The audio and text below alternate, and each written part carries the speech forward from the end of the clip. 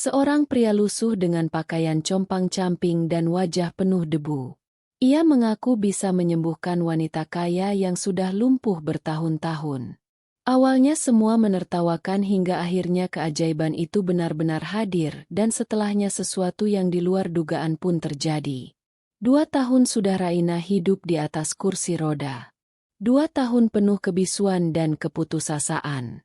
Setiap pagi, ketika sinar matahari menerobos tirai kamarnya, rutinitasnya selalu sama, membuka mata, menatap kedua kakinya yang tak lagi bisa digerakkan, lalu menarik napas panjang yang terdengar berat.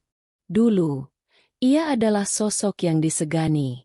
Pemilik butik ternama di Jakarta. Wajahnya kerap menghiasi majalah mode.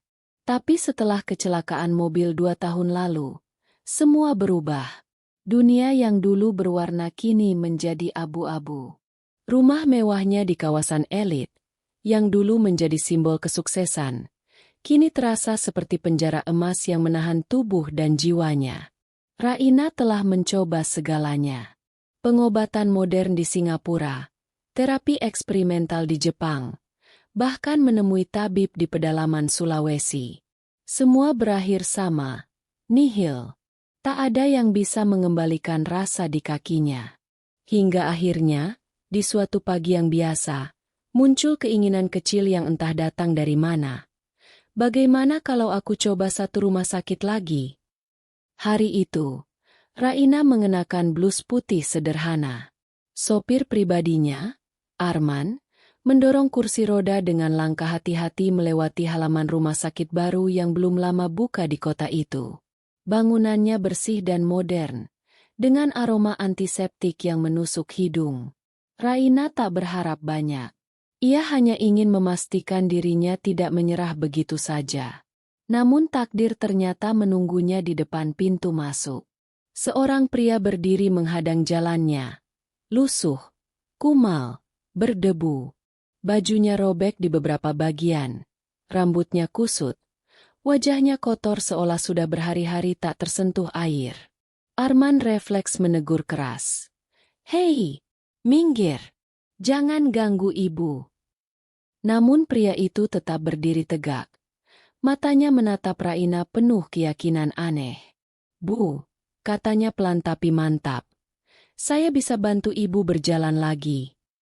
Raina menatapnya tak percaya. Kemudian tawa kecil lolos dari bibirnya. "Kamu, aku sudah bertemu puluhan dokter, profesor, tabib, semua gagal. Sekarang pengemis datang bilang bisa membuatku berjalan lagi? Lucu sekali." Tapi pria itu tidak tersinggung. Tatapannya tetap tenang. "Saya tidak butuh uang, Bu. Tapi saya tahu bagaimana membuat kaki ibu bergerak lagi." "Dasar orang gila." Arman mendesis, berusaha menyingkirkan pria itu. Tapi sebelum sempat didorong pergi, pria lusuh itu berjongkok di depan kursi roda Raina. Tangannya yang kotor menyentuh pergelangan kaki wanita itu dengan lembut. "Ibu bisa buktikan sendiri kalau saya bukan pembohong," ucapnya lirih. Raina spontan ingin menepis, tapi tubuhnya seolah membeku. Dalam sekejap, rasa hangat menjalar dari ujung jari kakinya, naik ke betis, lalu ke lutut. Napasnya tercekat. 2 tahun tanpa sensasi apapun.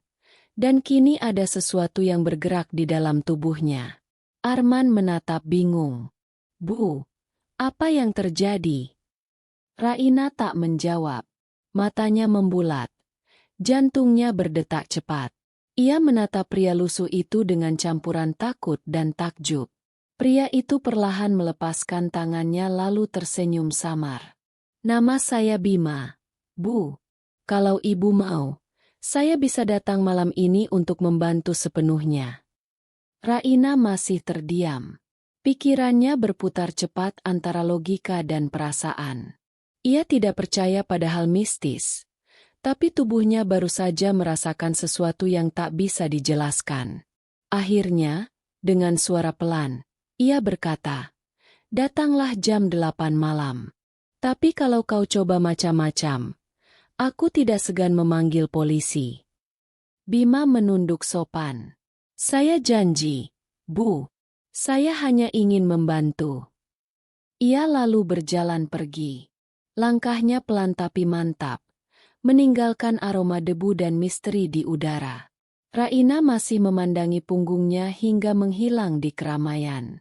Untuk pertama kalinya dalam 2 tahun, rasa hangat di kakinya masih terasa.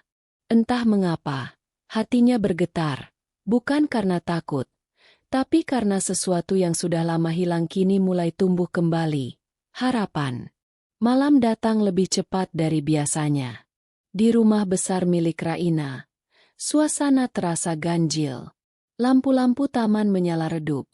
Angin berhembus pelan membawa aroma tanah basah, dan jam dinding berdetak dengan irama yang membuat jantungnya ikut berdegup. Sejak sore, Raina tak bisa duduk tenang. Ia berulang kali menatap jam, menunggu detik-detik menuju pukul 8 malam. Waktu yang dijanjikan pria lusuh itu. Entah apa yang mendorongnya memberi izin kepada orang asing, tapi perasaan hangat yang masih terasa di kakinya seolah menjadi bukti bahwa ada sesuatu yang berbeda. Ketika bel rumah berbunyi, seluruh pelayan menoleh kaget. Satpam rumah sempat ragu membuka gerbang. Bu, benar orang ini yang ibu tunggu? Tanya suara berat melalui interkom. Raina menatap layar monitor. Sosok pria itu berdiri di balik pagar, masih dengan pakaian lusuh dan wajah berdebu. Tapi ada sesuatu di matanya yang tenang, seolah dunia di sekitarnya tak berarti. Ya, jawab Raina pelan. Biarkan dia masuk. Langkah kaki Bima terdengar pelan di atas lantai marmer putih ruang tamu. Rumah yang biasa dipenuhi aroma parfum mahal kini terasa berbeda. Ada udara aneh, campuran antara ketenangan dan ancaman. Terima kasih sudah mengizinkan saya datang, Bu. Ujar Bima sopan, menunduk sedikit. Raina menatapnya dari kursi rodanya. Langsung saja, katanya datar. Aku tidak suka basa-basi. Bima mengangguk. Ia berlutut di hadapannya, menatap kaki Raina dengan pandangan dalam. Sebelum saya mulai, tolong tenangkan pikiran ibu. Tutup mata, tarik napas perlahan. Biarkan saya bekerja. Raina menuruti, meski hatinya berdebar kencang. Ia memejamkan mata, mencoba menenangkan diri. Beberapa detik kemudian, ia merasakan sentuhan lembut di lututnya. Lalu, hangat itu datang lagi, kali ini lebih kuat. Seolah ribuan aliran kecil mengalir di bawah kulitnya, menghidupkan kembali sesuatu yang selama ini mati. Napasnya memburu, dadanya sesak oleh rasa yang tak pernah ia rasakan lagi sejak kecelakaan itu. Apa yang kamu lakukan padaku? Tanyanya setengah berbisik, nyaris takut. Bima tak menjawab langsung. Ia menatap kaki wanita itu sambil menekan perlahan titik-titik tertentu di sepanjang betisnya. Tidak ada alat, tidak ada sihir, katanya tenang. Hanya sentuhan, tapi bukan sembarangan sentuhan. Saya membantu tubuh ibu mengingat bagaimana rasanya hidup. Raina membuka matanya. Wajahnya memerah, antara tak percaya dan terharu. Kau bicara seperti orang gila. Bisa jadi, jawab Bima dengan senyum samar. Tapi orang gila tak mungkin bisa membuat ibu merasakan hangat itu lagi, bukan? Ia kemudian menarik tangannya perlahan. Cukup untuk malam ini. Tubuh ibu perlu beristirahat. Besok pagi, ibu akan tahu hasilnya. Raina ingin bertanya lebih jauh, tapi lidahnya keluh. Ia hanya bisa menatap pria itu berjalan pergi melewati lorong panjang, meninggalkan aroma samar yang entah kenapa terasa menenangkan. Malam itu, Raina tidur dengan hati tak karuan, antara cemas, takut, dan harapan yang kembali tumbuh. Dan benar saja, pagi berikutnya, ketika sinar matahari menyentuh wajahnya, ia merasakan sesuatu yang aneh di ujung jari kakinya. Rasa geli, hangat, lalu sedikit gerakan kecil. Ia terdiam, tak berani percaya. Tapi gerakan itu nyata. Satu jari, lalu dua. Napasnya tercekat. Aku bisa merasakannya. Air mata mengalir di pipinya. 2 tahun tanpa harapan. Kini secercah cahaya itu datang dari seorang pria yang bahkan tak punya sepasang sepatu layak. Namun di balik rasa bahagia itu, terselip rasa takut yang tak bisa ia jelaskan. Siapa sebenarnya Bima? Dan bagaimana mungkin seorang pengemis bisa melakukan hal yang tak bisa dijelaskan oleh logika manusia? Ia menatap cermin di hadapannya. Wajah yang dulu selalu diselimuti keputusasaan kini memantulkan sinar baru. Tapi di dalam matanya sendiri, ada sesuatu yang lain, keraguan. Karena di balik setiap keajaiban, ia mulai sadar, pasti ada harga yang harus dibayar. Malam berikutnya datang dengan hawa yang berbeda. Langit Jakarta diselimuti awan pekat, dan udara malam terasa berat, seolah menandakan sesuatu yang akan berubah. Raina duduk di ruang tamu, mengenakan gaun lembut berwarna abu muda. Di tangannya segelas teh yang sudah lama tak disentuh. Tangannya gemetar sedikit, bukan karena dingin, tapi karena jantungnya terus berdebar menunggu seseorang. Bel rumah berbunyi tepat pukul 8. Kali ini, tanpa ragu, ia memerintahkan satpam untuk membukakan pintu. Bima melangkah masuk, seperti malam sebelumnya, dengan pakaian sederhana dan wajah yang tetap tenang. Namun ada sesuatu yang berbeda malam ini. Sorot matanya tampak lebih dalam, seolah menyimpan beban yang berat. "Selamat malam, Bu Raina," katanya sopan. Raina tersenyum kecil. "Malam ini, aku ingin mendengarnya langsung darimu. Siapa sebenarnya kamu?" Bima tak langsung menjawab. Ia duduk berhadapan dengannya, lalu menatap wanita itu dalam diam. Setelah beberapa detik, ia berkata pelan, "Saya tidak penting, Bu. Yang penting adalah apa yang terjadi pada tubuh ibu." Raina menghela napas panjang. "Tubuhku berubah. Bima, aku bisa merasakan kakiku lagi. Tapi aku tahu, sesuatu tentang semua ini tidak wajar."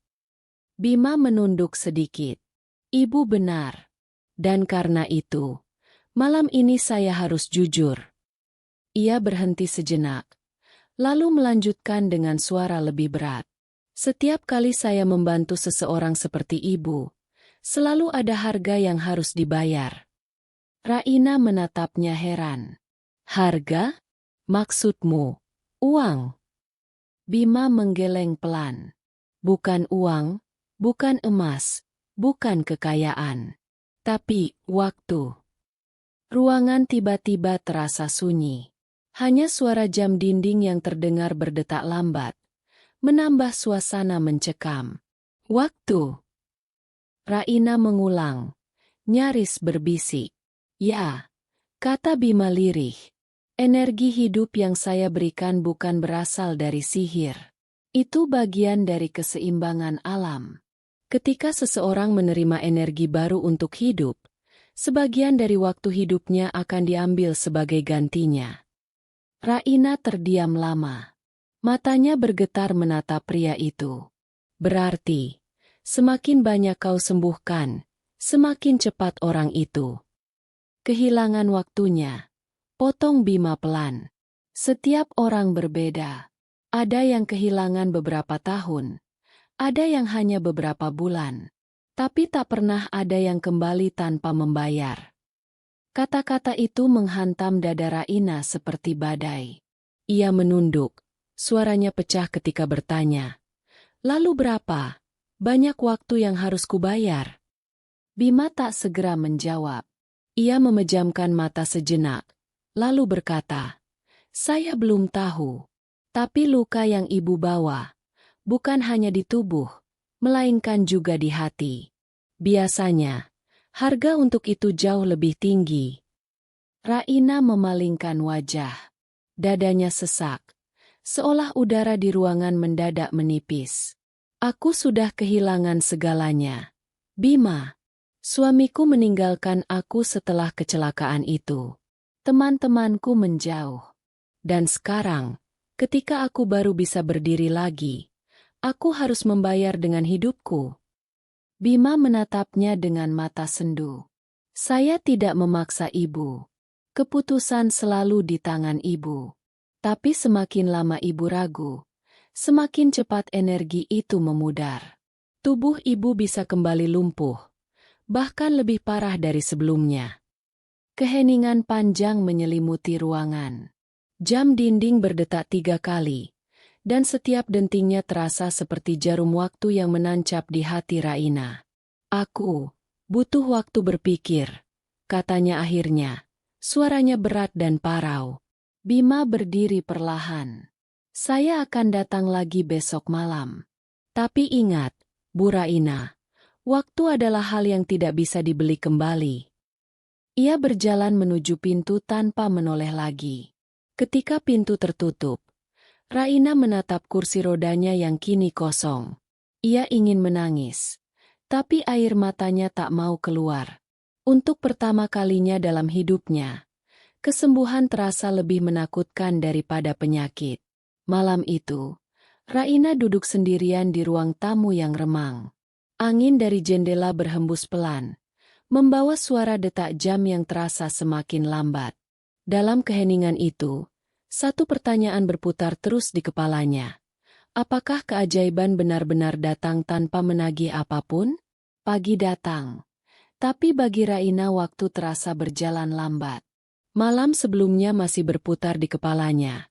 Kata-kata Bima tentang harga yang harus dibayar, tentang waktu yang akan hilang. Ia duduk lama di tepi ranjang, menatap cermin besar di depannya. Wajah yang dulu suram kini tampak lebih segar. Tapi di balik sorot matanya tersimpan ketakutan yang tak terucap. Hari itu, ia mencoba berdiri tanpa bantuan siapapun. Telapak kakinya menyentuh ubin dingin kamar. Ia menarik napas dalam-dalam, lalu perlahan menegakkan tubuhnya. Otot-ototnya menegang, tapi ia berhasil. Ia berdiri. Benar-benar berdiri. Untuk pertama kalinya setelah 2 tahun, dunia tak lagi tampak dari bawah kursi roda. Air mata menetes. Namun bukan hanya karena bahagia. Ada rasa cemas yang tumbuh di dalam dada, seperti sesuatu yang menunggu di balik keajaiban ini.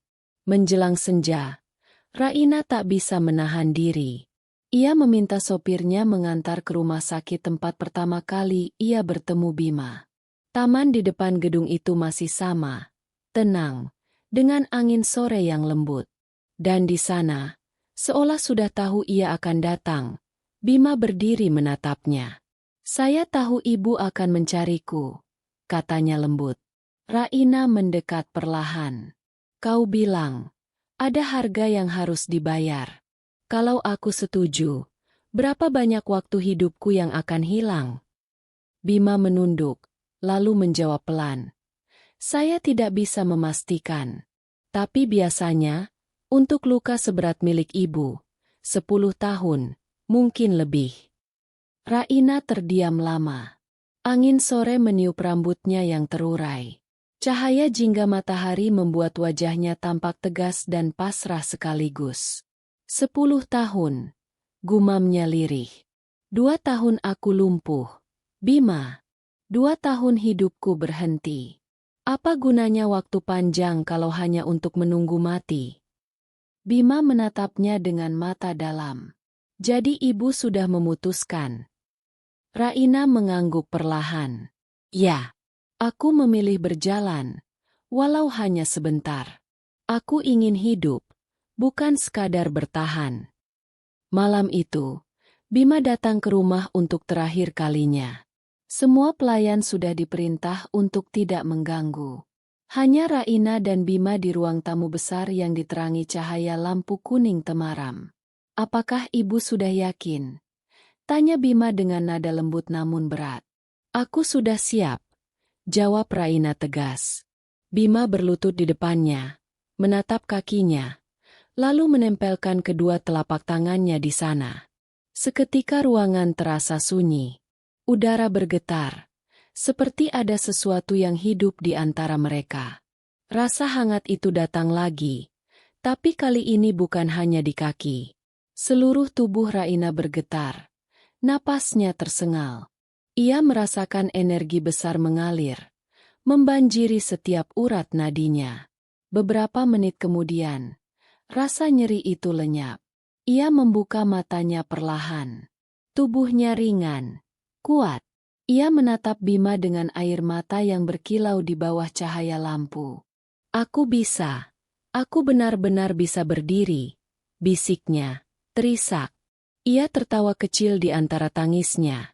Melangkah 1, 2, lalu 3 langkah penuh keyakinan. Dunia terasa baru, seolah waktu berhenti hanya untuknya. Tapi sesaat kemudian, tubuhnya bergetar hebat. Wajahnya memucat, napasnya tersendat. Bima buru-buru memeluknya. "Raina!" serunya panik. Wanita itu menatapnya dengan pandangan tenang. Senyum kecil muncul di bibirnya. "Terima kasih, Bima. Aku sudah berjalan. Aku sudah bebas." Napasnya melemah. Tubuhnya terkulai di pelukan Bima. Dalam keheningan itu, pria lusuh itu menatap wajahnya dengan mata basah. Ia membisikkan kalimat pelan yang seolah hanya ditujukan pada malam. "Setiap penyembuhan adalah keajaiban, dan setiap keajaiban selalu menagih jiwa." Ia menutup mata Raina dengan lembut, lalu berdiri perlahan. Langkahnya meninggalkan jejak sunyi di lantai marmer. Ketika ia melangkah keluar, angin malam berhembus membawa aroma tanah basah dan ketenangan yang aneh. Di dalam rumah besar itu, tubuh Raina terbaring tenang dengan senyum di wajahnya. Senyum seorang wanita yang akhirnya berjalan menuju tempat di mana waktu tak lagi bisa menagih apapun.